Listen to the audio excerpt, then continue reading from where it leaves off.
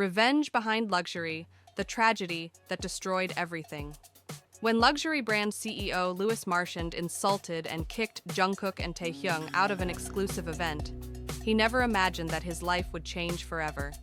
Amid the glittering crystal chandeliers and the clinking of champagne glasses, the two idols left the room with their heads held high, while the sneering laughter of the elites still echoed in their ears. But behind the scenes, something bigger had happened. A journalist who secretly recorded the insult uploaded it to the internet. Within hours, the world erupted in outrage. The hashtag #boycott Marchand echoed across social media.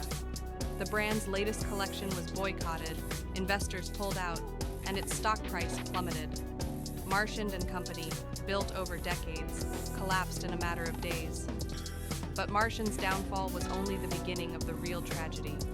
The once proud Marchand was now a fugitive from the public. Scandal after scandal began to emerge. Modern-day slavery practices in his factories, bribery of officials, and billions in tax evasion.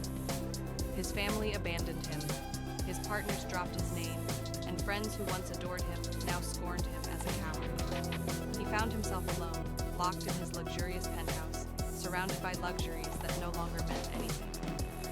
Meanwhile, Jungkook and Taehyung were not spared.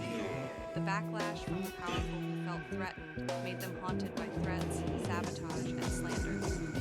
Their schedules were canceled, big brands avoided them, and the media began to question the truth of their story. Although they had exposed the corruption of the elite world, they became the next targets. On the other hand, Marchand, who had lost everything, made a drastic decision. In the silence of the night, he wrote a letter, detailing all the crimes he had committed, then disappeared from the world without a trace. The police found him too late, a hotel room with an empty pill bottle and a piece of paper that said, "I am the monster you created." However, instead of justice, his disappearance raised more questions.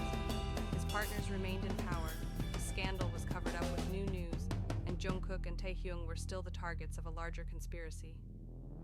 The world quickly moved on from this tragedy, as if it had never happened. And at the end of the night, in the middle of the hustle and bustle of the city that never sleeps, Jungkook stared at his phone screen. A message came in from an unknown number. "Marchand is just a pawn. The real one is still hiding, and they know you're on their trail. Be careful." Jungkook took a deep breath, while Taehyung stared at him with a clenched jaw. They had won the battle, but the real war had just begun.